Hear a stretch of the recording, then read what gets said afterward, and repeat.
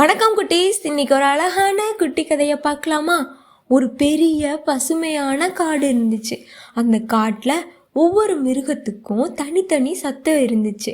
சிங்கம் கர்ஜிக்கும், குரங்கு குதிச்சு குதிச்சு சிரிக்கும், மயில் தன் தோகையை விரித்து அழகா ஆடும். ஆனால் அந்த காட்டில் ஒரு சின்ன பறவை மட்டும் ஒரு சத்தமும் இல்லாமல் அமைதியாக வானத்தில் பறந்துக்கிட்டு இருக்கும். மற்ற பறவைகள் அதை பார்த்து சொன்னாங்க, உனக்கு பேசக்கூட தெரியலை, அப்படின்னா நீ எதுக்கு இங்கே இருக்க அப்படின்னு கேலி பண்ணாங்க. அந்த சின்ன பறவை எதுவுமே சொல்ல முடியாமல் தன் கண்ணிலே சோகத்தை வச்சுக்கிட்டு அமைதியாக பறந்துக்கிட்டு போகும்.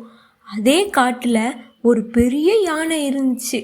அது மெதுவாக நடக்கும், அமைதியாக இருக்கும், யாரோட சண்டையிலையும் கலந்துக்காது. அந்த யானை எப்பவும் சும்மா தான் இருக்கும்னு மற்ற விலங்குகள் எல்லாம் கேலி பண்ணுவாங்க. அந்த யானை பேசாத அந்த பறவையை பார்த்தாலே ஏதோ ஒன்று புரிஞ்ச மாதிரி அமைதியாக சிரிக்கும். ஒரு நாள் வானம் திடீர்னு கருப்பாக மாறிடுச்சு. இடி மின்னல் பெரிய மழைன்னு மலையில் இருந்து வெள்ளம் பெருக்கெடுத்து ஓட ஆரம்பிச்சிச்சு. மிருகங்கள் எல்லாம் பயந்து போய் எங்கே ஓடணும்னு தெரியாமல் சத்தம் போட்டு ஓட ஆரம்பிச்சாங்க. சின்ன விலங்குகள் எல்லாம் பயந்து நடுங்குனாங்க.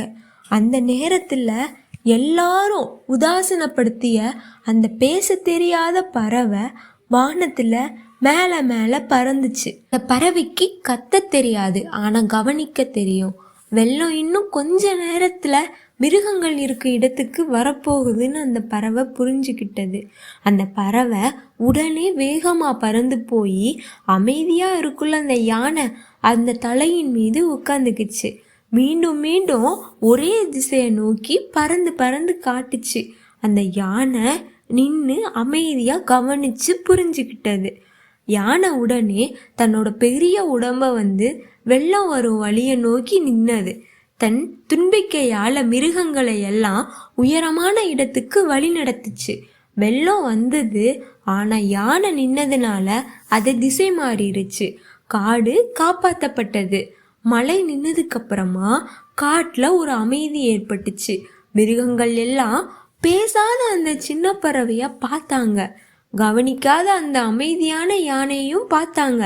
அப்போதுதான் அவங்க எல்லாரும் புரிஞ்சுக்கிட்டாங்க, பேச தெரியாதவனுக்கும் ஒரு சக்தி இருக்கு, அமைதியா இருப்பவங்களுக்கும் ஒரு நாள் இந்த உலகையே காப்பாத்துவாங்கன்னு அவங்க புரிஞ்சுக்கிட்டாங்க. அந்த நாளுக்கு அப்புறம் அந்த காட்டில் யாரும் கேலி செய்ய மாட்டாங்க.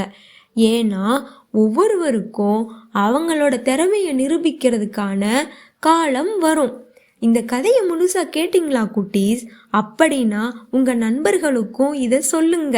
இன்னும் நிறைய கதைகளை நீங்கள் கேட்கணுன்னா நம்ம சின்ன சின்ன கதைகள் சேனலை சப்ஸ்கிரைப் பண்ணிக்கோங்க. அடுத்த ஒரு சூப்பரான கதையோட உங்களை நான் சந்திக்கிறேன். பாய் குட்டீஸ்.